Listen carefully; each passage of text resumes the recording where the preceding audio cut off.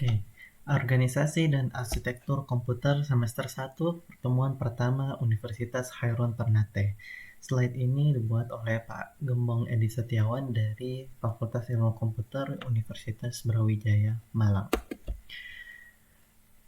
Pada mata kuliah ini, diharapkan mahasiswa mampu memahami pengertian dari organisasi dan arsitektur komputer serta struktur dan fungsi dari komputer tersebut.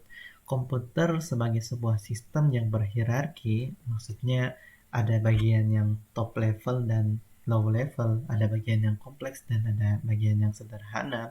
Komputer dapat dianggap sebagai struktur sejumlah komponen beserta fungsinya yang dijelaskan sebagai fungsi kolektif struktur dan fungsi internalnya.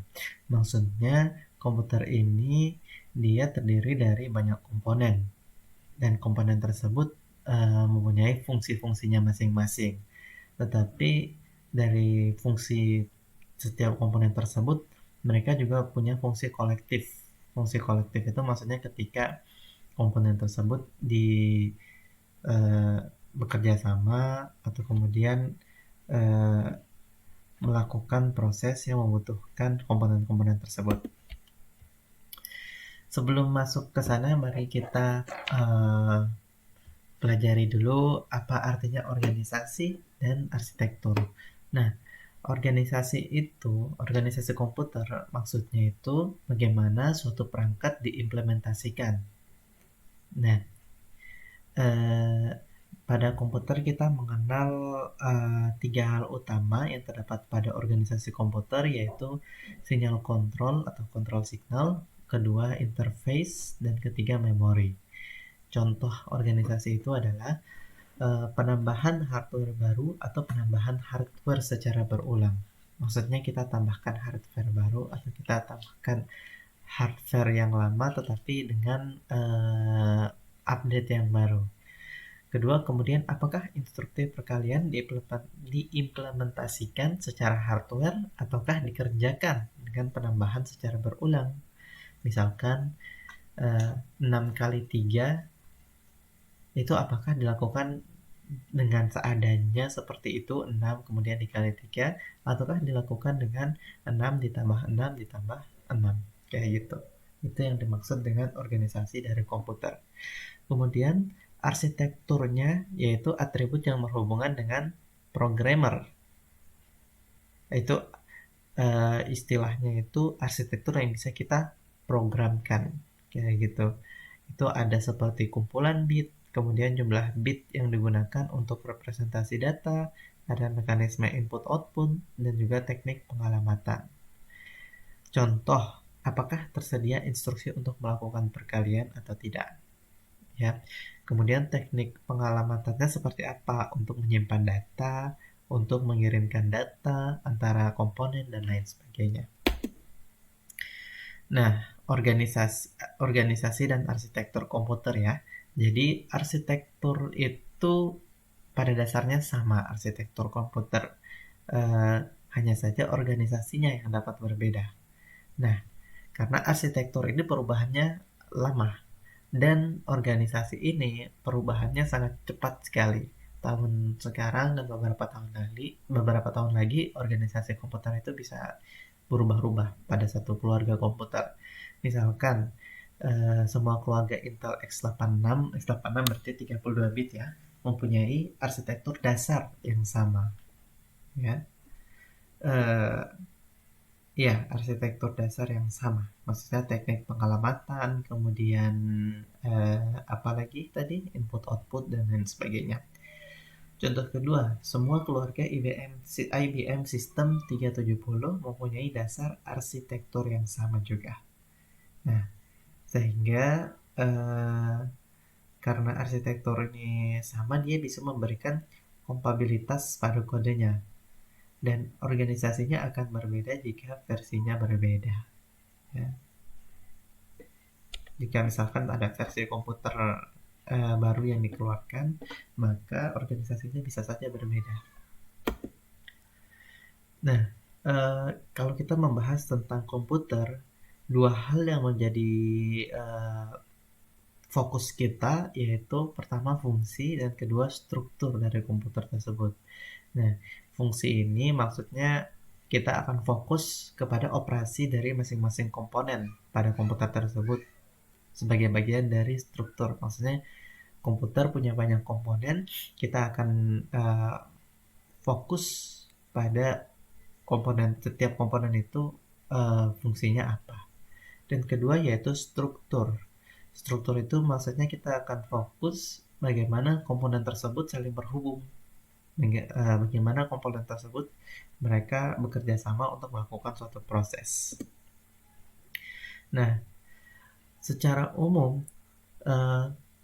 fungsi dari komputer itu cuma ada 4, ya.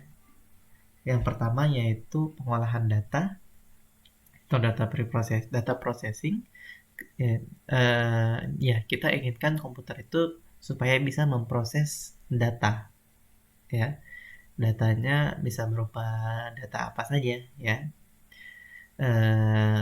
Ini kita belum berbicara data yang kompleks seperti gambar dan lain sebagainya, ya. Tapi kita mungkin masih berbicara tentang data yang sederhana, misalkan angka kayak gitu, ya. Kemudian fungsi yang kedua dari komputer adalah untuk menyimpan data, yaitu sebagai tempat penyimpanan data atau data storage. Dan data storage ini bisa berlangsung, maksudnya ada penyimpanan data yang low short term dalam waktu yang singkat, dan ada yang dalam waktu yang long term atau panjang. Kemudian berfungsi sebagai pemindahan data atau data movement. Nah, ini berhubungan dengan input dan output, yaitu berhubungan dengan bagaimana komputer berinteraksi dengan luar, kayak gitu. Kemudian fungsi yang keempat yaitu kontrol. Kontrol ini menghubungkan ketiga fungsi yang sebelumnya, pengolahan data, penyimpanan data, dan pemindahan data. Nah, fungsi komputer yang pada slide sebelumnya tadi, kalau kita gambarkan kurang lebih seperti gambar berikut ini. Ada control mechanism, kemudian ada data storage, ada data processing, dan ada data movement, ya. Pusatnya yaitu control mechanism. Dia mengatur hubungan antara perpindahan data, penyimpanan data, dan pemrosesan data. Oke. Jadi ketiga ini dan ini, mereka ketika akan melakukan suatu proses pasti ke control system dulu, control mechanism. Dan data movement ini yang menghubungkan komputer dengan dunia luar, ya. Dunia luar ini bisa saja perangkat input-output atau kita kenal dengan istilah peripheral, atau juga bisa juga merupakan interconnection network, ya, atau network atau komputer di tempat lain yang sedang terremote, gitu, ya. Nah, ini beberapa contoh operasi komputer yang bisa saja terjadi. Nah, contoh pertama yaitu perpindahan data. Nah, misalkan kita mau memindahkan data dari peripheral A ke peripheral B. Ini contohnya kita memindahkan data dari keyboard ke layar monitor. Masuk dari input A, keyboard, kemudian datanya akan masuk ke kontrol dulu sebelum ditampilkan ke B, yaitu monitor. Kemudian contoh B adalah proses penyimpanan data, yaitu dari peripheral, dari perangkat input output, kemudian datanya masuk ke kontrol, kemudian disimpan di storage, ya. Bisa juga terjadi sebaliknya, data dari storage kita kirimkan ke kontrol, kemudian kita kirimkan ke pemindahan data movement untuk dikirimkan ke peripheral atau device input output. Contoh gambar C ini maksudnya contoh processing data menggunakan data yang berada di storage, ya. Jadi data yang ada di storage ketika mau kita proses, misalkan perkalian, penjumlahan, nah maka harus kita simpan dulu di kontrol. Bukan kita simpan ya, harus melalui kontrol dulu baru ke processing. Kemudian proses yang keempat bisa saja terjadi hubungan antara penyimpanan data dan pemindahan data, yaitu misalkan kita ingin melakukan suatu proses dan proses tersebut membutuhkan data dari penyimpanan dan juga data dari luar misalkan, ya gitu. Nah, ternyata sudah ada contohnya ya. Jadi contoh download data dari internet itu merupakan yang B ini, ya. Contoh yang B, data dari luar masuk ke kontrol, kemudian kita simpan di storage. Kemudian yang C ini contohnya kita mengupdate data, ya. Misalkan kita punya data di storage ini kan, misalkan datanya itu ada transaksi bank, misalkan ada nilai transaksi atau ada suatu angka penjumlahan yang kita ingin update nilainya. Misalkan variabel A nilainya 6, terus kita ingin update nilainya menjadi 7. Maka 6 yang telah disimpan itu kita kirimkan ke kontrol untuk diprosesi untuk update-annya dan akan dikembalikan lagi ke storage. Nah, contoh yang terakhir ini adalah yang D, yaitu pencetakan bank statement. Nah, misalkan kita punya data yang tersimpan di storage, kita mau mencetak atau kita mau mengirimkan ke peripheral device, maka tidak langsung kita ke movement, tapi kita ke processing dulu baru ke movement. Nah, membahas komputer itu cukup rumit ya. Ada 2 pendekatan untuk membahas arsitektur dan organisasi komputer ya. Biasanya atau untuk membahas struktur komputer. Pendekatan itu biasanya dari bawah ke atas, kita membahas detail-detail setiap komponennya sampai ke level yang abstrak. Kemudian pendekatan kedua kita bahas yang lebih abstrak dulu, baru kita bahas ke detailnya setiap komponen. Nah, pada pembelajaran kali ini kita akan menggunakan pendekatan yang kedua ya. Jadi kita bahas tidak dari detailnya, tapi kita bahas dari yang umum-umum dulu. Misalkan fungsi komputer dalam secara garis besar gitu ya. Baru nanti akan kita jabarkan dari secara garis besar itu dia punya komponen apa saja dan komponen itu terdiri dari subkomponen apa saja kayak gitu. Nah, secara garis besar jadi komputer digambarkan dengan lingkaran ini. Nah, dengan dunia luar dia hanya akan berinteraksi melalui dengan peripheral atau input output device tadi itu ya. Kemudian input output device lainnya yaitu communication lines, internet misalkan ya. Jadi komputer hanya akan berinteraksi dengan 2 hal ini, peripheral dan communication line. Ini 2 hal yang berada di luar komputer ya. Nah, dan komputer secara garis besar terdiri dari Central Processing Unit yang kita kenal dengan nama CPU ya, atau mungkin orang-orang sering tahunya sih prosesor ya. Jadi prosesornya apa nih? Prosesornya Intel Core i7 misalkan kayak gitu.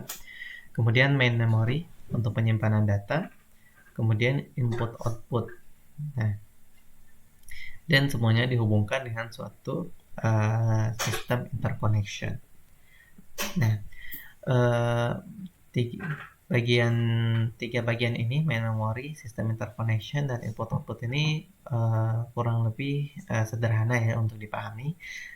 Mungkin yang akan mendalam pembahasannya yaitu CPU, yaitu Central Preprocessing Unit. Nah, CPU ini atau prosesor isinya itu kurang lebih seperti gambar ini ya. Jadi CPU Kalau digambarkan kurang lebih isinya ada register, kemudian ada arithmetic and logic unit, ya. ALU ini untuk melakukan proses, ya, misalkan proses aritmetik atau untuk melakukan proses utamanya. Kemudian register ini berfungsi sebagai memori dari CPU, ya, memori internalnya CPU. Dan control unit ini akan membantu proses melakukan proses utama antara ALU dan register. Dan kemudian mereka dihubungkan dengan internal CPU interconnection yang dikenal internal CPU interconnection yang dikenal sebagai penghubung antara register, ALU, dan control unit. Oke. Kemudian control unit ini dikenal memiliki isi sebagai berikut, yaitu terdiri dari sequencing login, kemudian control unit and register decoder, kemudian control memory. Kita akan bahas lebih detail nanti, ya, di pertemuan-pertemuan selanjutnya. Mungkin satu hal yang ingin saya tekankan lagi, bahwa komputer mengenal semua sistem yang menghubungkan CPU, memori, dan input-output ini disebut juga sebagai bus sistem bus, ya, menghubungkan antara input-output, CPU, dan memori. Dan di dalam CPU, internal CPU interconnection ini dikenal sebagai istilah internal bus, gitu, karena dia berada di dalam CPU. Oke.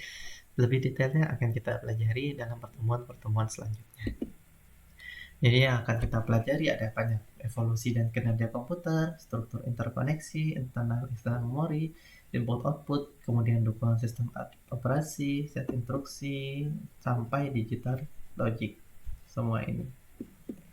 Nah, jadwal perkuliahan kita kurang lebih seperti ini. Akan ada 16 pertemuan.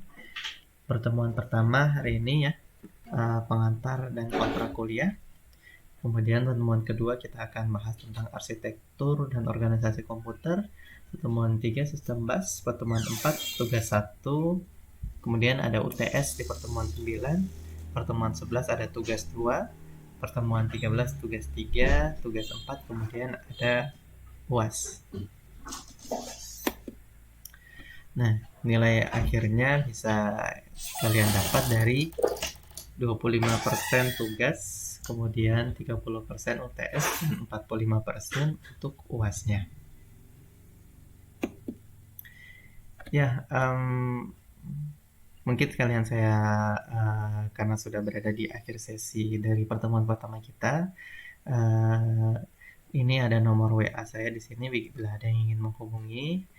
Dan sedikit perkenalan, saya S1 saya di Universitas Brawijaya tahun 2013, kemudian tahun 2016 saya sempat meneliti di Bioinformatics Laboratory, kemudian 2017 saya mulai pendidikan S2 di NCU Taiwan, ya, kemudian meneliti juga di IISR, Intelligent Information Service Research Laboratory, dan mulai mengajar di Unhair di tahun 2020. Spesialis saya adalah bidang Natural Language Processing, Deep Learning, Social Media Mining, dan juga Bioinformatics. Nah, daftar pustaka atau sumber yang akan kita pakai, sumber utamanya yaitu buku dari William Stalling, ya. Bisa di-download di link berikut ini, williamstalling.com, Computer Organization. Nah, pembelajaran kita hanya akan menggunakan 2 source, yaitu virtual class dan juga grup WA, ya. Source tambahan yaitu YouTube, tempat saya akan mengupload video ini. Oke, sekian, terima kasih.